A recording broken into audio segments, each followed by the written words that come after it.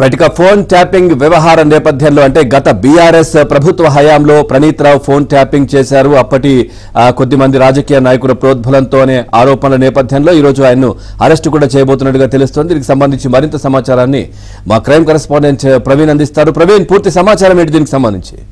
కొద్ది నిమిషాల క్రితమే పంజాగుట్ట పోలీసులు సిరిసిల్లకు చేరుకోవడం జరిగింది. మరి కొద్దిసేపట్లో ప్రణీత్ రావును సిరిసిల్ల నుంచి నేరుగా పంజాగుట్ట పోలీస్ స్టేషన్ కి తరలించి అక్కడ విచారణ కొనసాగించేటువంటి అవకాశం అయితే కనపడుతుంది.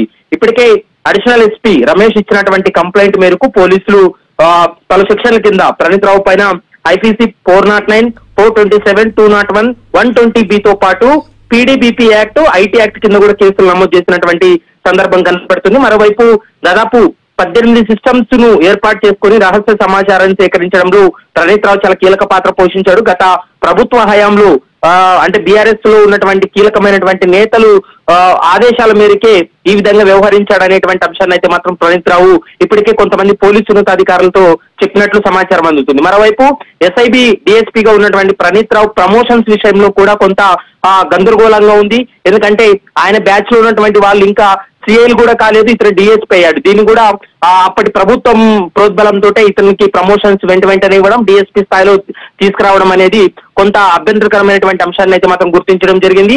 మరోవైపు ఎన్నికల ఫలితాలు వచ్చిన తర్వాత తన వద్ద ఉన్నటువంటి సమాచారాన్ని అంతా కూడా మరొక హార్డ్ డిస్క్ లోకి బదిలీ చేసి ఎస్ఐబిలో ఉన్నటువంటి హార్డ్ డిస్క్ అన్నింటినీ కూడా ధ్వంసం చేశాడనేటువంటి అంశాన్ని గుర్తించారు. ఒక ఎలక్ట్రీషియన్ సహాయంతో ప్రస్తుతం సీసీ కెమెరాలు ఆఫ్ చేసి సాక్ష్యాలన్నీ కూడా తారుమారు చేసినట్లు అధికారులు అయితే గుర్తించడం జరిగింది. ప్రస్తుతం పంజాగుట్ట పోలీస్ స్టేషన్ లో ఎస్ఐబి అదనపు ఎస్పీ రమేష్ ఇచ్చినటువంటి కంప్లైంట్ తోటే అతని పైన ఎఫ్ఐఆర్ నమోదు చేసి ఈ రోజు పంజాగుట్ట పోలీసులు అరెస్ట్ చేసేటువంటి అవకాశం అయితే స్పష్టంగా కనపడుతుంది. మరికొద్ది సేపట్లోనే సిరిసిల్లలో అదుపులోకి తీసుకుని పంజాగుట్టకు కూడా తరలించే అవకాశం ఉంటుంది. ఇతని వెనక మరొక మాజీ పోలీసు ఉన్నతాధికారి చాలా కీలక పాత్ర పోషించాడు.